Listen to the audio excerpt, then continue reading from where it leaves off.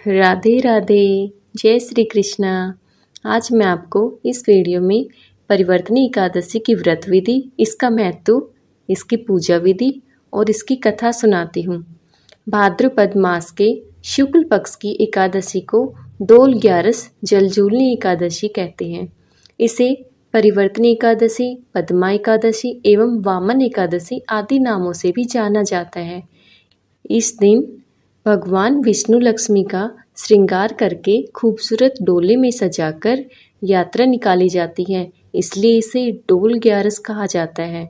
इस दिन माता यशोदा का जलवा पूजन किया गया था, इसलिए इसे जलजूलनी एकादशी कहा जाता है। कुछ स्थानों पर ये भगवान श्री कृष्ण की सूरज पूजा के रूप में मनाया जाता है। इस दिन भगवान विष्णु के वामन अवतार की पूजा की जाती है, इसलिए इसे वामन एकादशी कहा जाता है। इसे परिवर्तन एकादशी भी कहा जाता है, क्योंकि चातुर्मास के दौरान अपने शयन काल में इस दिन भगवान विष्णु करवट बदलते हैं। यह पद्मा एकादशी के नाम से भी प्रसिद्ध है। पद्मा माता लक्ष्मी का एक नाम है। इस दिन जो व्यक्ति एकादशी का व्रत करता है, उस पर माँ लक्ष्मी अपना संपूर्ण वैभव लुटा देती है। शास्त्रों का कथन है कि भाद्रपद माह के शुक्ल पक्ष की इस एकादशी को करने से वाजपेय यज्ञ के समान फल मिलता है। इससे जीवन से समस्त संकटों, कष्टों का नाश हो जाता है और व्यक्ति को मृत्यु के उपरांत मोक्ष प्राप्त होता है। वह सीधा भगवान विष्णु के परमलोक बैकुंठ चला जाता है। जीवन में मान सम्मान, प्रतिष्ठा, पद, धन धान्य की प्राप्ति के लिए यह एकादशी प्रत्येक मनुष्य को करना चाहिए। क्योंकि इसे पद्मा एकादशी भी कहा जाता है, इसलिए माँ लक्ष्मी की कृपा प्राप्त करने के लिए इस दिन उनकी विशेष पूजा का विधान भी है। जलजूलनी एकादशी व्रत का नियम पालन 10वीं तिथि की रात से ही शुरू करें व ब्रह्मचर्य का पालन करें। एकादशी के दिन सुबह स्नान आदि करने के बाद साफ कपड़े पहनकर भगवान वामन की प्रतिमा के सामने बैठकर व्रत का संकल्प ले। इस दिन यथासंभव उपवास करें। उपवास में अन्न ग्रहण नहीं करें। संभव न हो तो एक समय फल आहार कर सकते हैं। इस एकादशी की पूजा विधि: एकादशी वाले दिन सुबह जल्दी उठकर स्नान कर एकादशी व्रत करने का संकल्प ले। इसके बाद भगवान विष्णु की आराधना करें और उनकी मूर्ति के समक्ष घी का दीपक जलाएं। पूजा में तुलसी और ऋतु फलों का प्रयोग करें। इस दिन भगवान की कमल के पुष्प से पूजा करना तीनों लोकों की पूजा करने के समान है।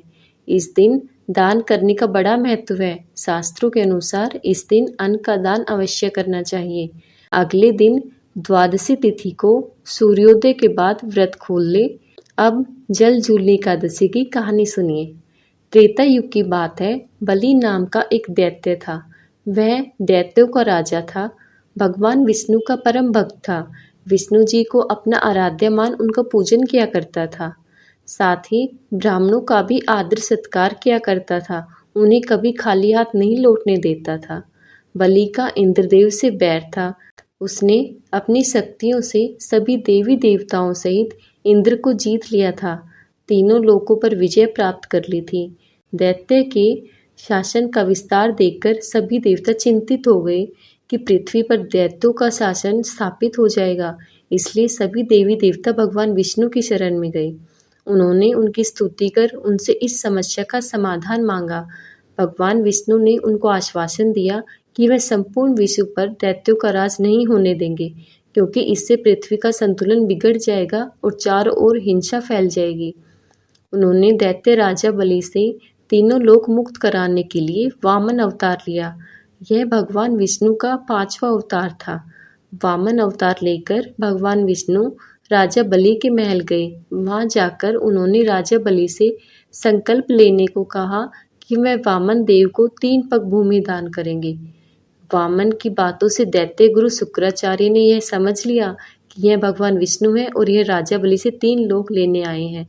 गुरु शुक्राचार्य ने राजा बलि को सावधान किया, लेकिन राजा बलि ने कहा यह संकल्प ले चुके हैं और वह विष्णु जी को अपना आराध्य मानते हैं, तो उन्हें मना कैसे कर सकते हैं। इस पर वामन देव ने 2 पगों में ही समस्त संसार और लोगों को नाप लिया। इसके बाद विष्णु जी ने वामन देव से पूछा, अब तीसरा पग कहाँ रखे?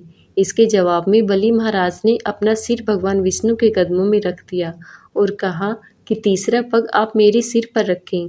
इसके साथ ही भगवान विष्णु ने तीनों लोगों को दैत्य शासन से मुक्त कर दिया। एकादशी के दिन व्रत कर इस कथा को पढ़ने सुनने से वाजपेय यज्ञ का फल मिलता है।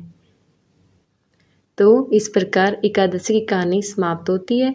अगर आपको यह वीडियो अच्छी लगे तो वीडियो को लाइक और शेयर जरूर करें और चैनल को सब्सक्राइब करें। बोलो विष्णु भगवान की जय।